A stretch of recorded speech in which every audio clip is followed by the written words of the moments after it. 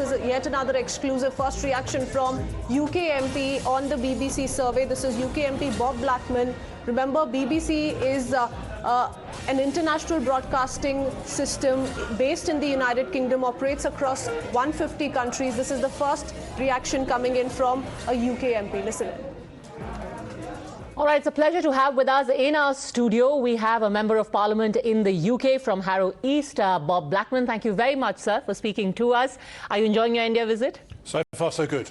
I can't say the same for BBC, though, because quite coincidentally today, even as we speak, on the day there are searches being conducted on the offices of the BBC in multiple cities, a lot of people are wondering whether this is an effort to intimidate. How do you read the situation? Well, obviously, the Indian authorities must investigate any allegations of fraud or income tax evasion. That's a matter for the Indian authorities. I'm obviously not in a position to comment on whether there's any evidence or any concerns, but clearly there must be some reason behind the searches, and I trust that that will be resolved very quickly. Now, it's not just, and you've been one of the people who's been very frank when it comes to allegations against the BBC. This action aside, there have been protests against the channel in the UK itself, largely by the Indian diaspora, alleging that there is an inherent bias.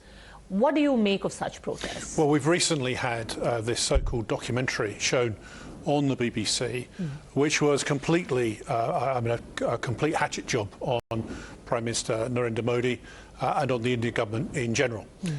It misrepresented everything that I know about India because it sought to tie in the fact that Prime Minister Modi, when he was Chief Minister of Gujarat, and of course the Gujarat riots occurred, that somehow, shape or form, that he did nothing to actually prevent them from happening, and almost that he encouraged them. Now, that contradicts the evidence of the judicial review that was conducted by the Indian Supreme Court, and that was almost dismissed.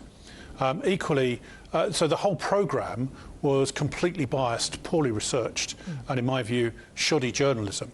That was commissioned by the BBC, by an outside organisation, but actually edited by the BBC. And I think it was irresponsible to show that. The second part of that documentary attacked modern India and suggested that in somehow, shape or form, that minorities were in danger in India. Well, as we all know, India is a secular country where people of all races and religions are welcome, and indeed their religions are celebrated. So to attack India on that basis, I think, was giving a misrepresentation of modern India and sought, I think, to drive a wedge between the United Kingdom and India, and I think that's quite wrong. At the moment, we've signed, obviously, between the UK and India, a cooperation agreement on many aspects of security, defence, and other cooperation, and we are negotiating a free trade deal, which will be immensely valuable for both the United Kingdom and for India. And so for the BBC to put something like this on was, I think, very poorly timed and indeed poorly researched. It's a very interesting and important point you made. You said that this not only is a hatchet job, but maybe an attempt to try and damage the relationship between the two countries. Now, people will argue why. Why would the BBC do that? What would they possibly gain? Well, the BBC is of course independent from government. The government doesn't control the BBC, nor should it. That's part and parcel of the independence under the charter that the BBC has. But the BBC has a responsibility, certainly in my judgment and other parliamentarians' view, to act responsibly. Now, that means, of course, that they are free to report and free to investigate, but to go back, frankly, over 20 years when things have been quite clearly dismissed as being without foundation, I think is quite wrong.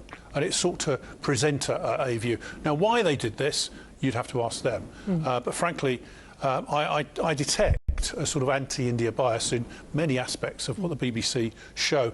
The BBC News is often negative about India as well, and modern India. And I think that's regrettable, because the relations between our two great countries are growing ever stronger, and so they should. And it's not just an anti-India bias. In the recent past, in fact, just last year, we had spoken when there were anti-Hindu violence that took place most notably in Leicester, where people were targeted not just for their ethnicity, but specifically for their religion, and the kind of barely veiled stand the BBC seemed to have taken at that time. Do you think it was a genuine slip-up or it was calculated? I think there was, in Leicester, the real problem was that we've had people that have lived alongside each other for 50 years, be they Hindus, Muslims, or any other religion. And the fact is they lived peacefully alongside each other. Relations were good in Leicester. However, outside forces came in and interfered with that. And all the people that were arrested were from outside Leicester. There were a few people, obviously, that had got involved in the riots, who lived in Leicester, but most were from outside. That wasn't really reported properly, and I think that's regrettable. There was also, frankly, fake news went round, which Leicester police had to get involved Deliberately by the BBC? Not by the BBC. I think this was put out by in social media, people saying that a mosque had been attacked when clearly it hadn't been, and Leicester police had to put But out... a lot of it was amplified by the BBC. Margit Freeman, for one. Well, one of the problems is that, of course, they took this story without foundation, then continued with it. Leicester police then had to put out social media to say this story was not true. And, of course, we now have a position whereby reports are emerging about what really happened and who was behind it. So, you know, that is something that's going to come out over the next few months, I suspect. Do you think, I mean, India and the UK are both very firm on the issue of freedom of speech. Absolutely. But given these recent episodes, is there a debate in the UK, as there is in India, about where responsibility and freedom of speech, maybe one needs to relook freedom of speech when there is an underlying agenda? Well, I think the most important thing is that we should have and encourage freedom of speech. Freedom of speech between politicians, between competing ideas is absolutely vital, so that people get both sides of a particular argument and can make up their mind. Politicians need to be free to speak their minds and to be challenged on their ideas. The one area I think we have to be very cautious of is when people speak without foundation and therefore try and make up a story and make it as if it's true. And it might be their idea, it might be their perception, but if it's without evidence, then I'm afraid it can lead to catastrophic consequences. And of course, this is what we have to guard against.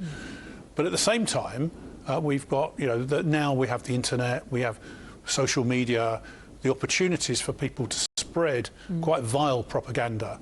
And how we deal with that is very difficult. We have to protect children, for example. And one of the concerns we have in the United Kingdom is how young people become radicalised without their parents' knowledge. And when they become radicalised, they can do terrible things. As people are growing up, they tend to take a view that the answer is either yes or no. There's no shades between those two. And they listen to one side of the argument. They don't listen to both sides. And therefore, their views can be made up, I'm afraid, in a very detrimental way for their own being and also the safety of the state.